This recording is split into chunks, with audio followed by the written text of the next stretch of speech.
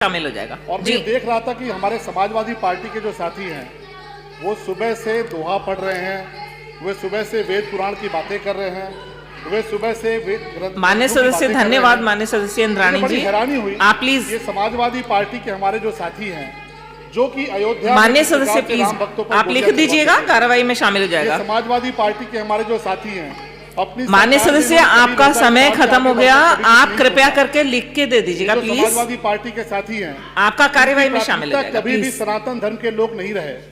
जो समाजवादी पार्टी की सरकार से जुड़े जो लोग हैं, उनके गठबंधन के जो साथी हैं, जो सनातन धर्म को डेंगू और मलेरिया बोलते रहे, आज क्या कारण है कि सदन में आज वो दोहा पढ़ रहे हैं, आज वो श्लोक पढ़ रहे हैं, आज वो मंत्र पढ़ रहे हैं, आज वो वेद पुराण की बातें कर रहे हैं। अधिष्ठाता महोदय, मुझे बड़ी हैरानी हुई कि समाजवादी पार्टी के साथियों की जुबान से वेद मंत्र कैसे निकल रहे हैं, श्लोक कैसे निकल रहे हैं। श्री रामचरितमानस को जलाने वाले लोगों का साथ देने वाले लोग आज अगर सदन के भीतर श्लोक पढ़ रहे हैं, वेद मंत्र पढ़ रहे हैं, पुराणों की बात कर रहे हैं, तो मुझे लगता है कि इस देश के 100 करोड़ सनातनियों की सबसे बड़ी विजय है। ये उनकी ताकत है कि जिन लोगों ने राम भक्तों पर गोलियां चलवाई, जिन लोगों ने अयोध्या का बुरा हाल करके रखा, जिन्होंने मथुरा का बुरा हाल करके रखा, जिन्होंने प्रयागराज का बुरा हाल करके रखा, आज वो इस बात पे मजबूर हुए हैं कि आज जब सनातनियों ने अपनी ताकत दिखाई है, इस देश के सनातनियों ने अपनी ताकत दिखाई, तो माननीय मोदी जी के नेतृत्व में तीसरी बार प्रचंड बहुमत की सरकार बनी। सनातनियों ने अपनी ताकत दिखाई तो हरियाणा में भारतीय जनता पार्टी की प्रचंड बहुमत की सरकार बनी। सनातनियों ने अपनी ताकत दिखाई तो महाराष्ट्र में भारतीय जनता पार्टी की प्रचंड बहुमत की सरकार बनी। सनातनियों ने अपनी ताकत दिखाई तो दिल्ली में प्रचंड बहुमत की सरकार बनी। उत्तर प्रदेश के सारे by election Bharatiya Janata party ने जीते। सनातनी इसी प्रकार से अपनी ताकत दिखाते रहेंगे तो राम भक्तों पर गोली चलाने वाले ये हमारे समाजवादी पार्टी के साथी बहुत जल्दी मथुरा में भगवान कृष्ण के लिए कार सेवा करते नजर आएंगे, इसका मुझे पूरा विश्वास है।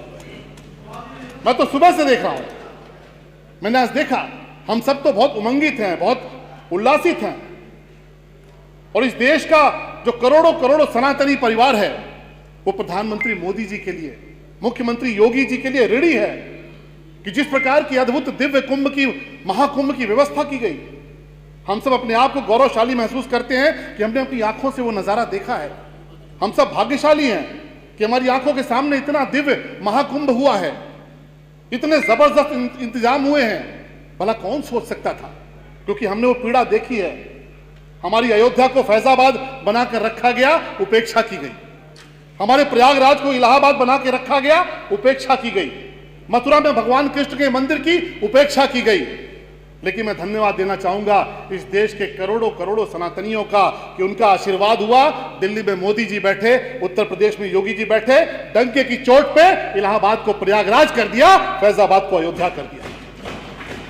यह इस देश के करोड़ों सनातनियों की जीत है, ये उनकी ताकत है।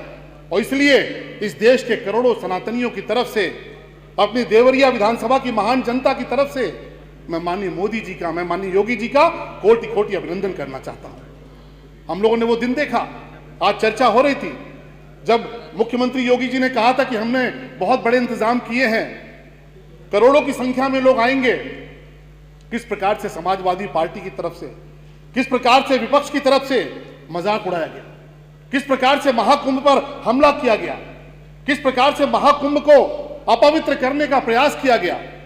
और अभी मैं सुबह पढ़ रहा था, मैंने सुबह देखा कि जो तमाम सारी फर्जी आईडी से सोशल मीडिया पे बहुत सारी अफवाहें फैलाई गई, अधिष्ठाता महोदय उनकी जांच करिएगा तो वो सभी लोग एक राजनीतिक दल से जुड़े हुए लोग मिलेंगे, जिनकी कोशिश थी पहले दिन से कि ये कुंभ सफल ना हो पाए, ये महाकुंभ अपने उत्कर्ष पर ना पहुंच पाए, ये महाकुंभ कहीं ना कहीं इसमें विघ्न पड़ जाए।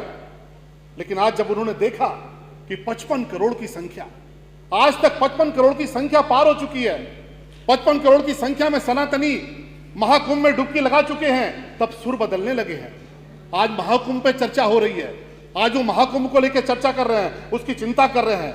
मैं सिर्फ इतना कहना चाहूंगा कि आपने इलाहाबाद बना के रखा था, आपके इलाहाबाद में दहशत थी, आतंक था।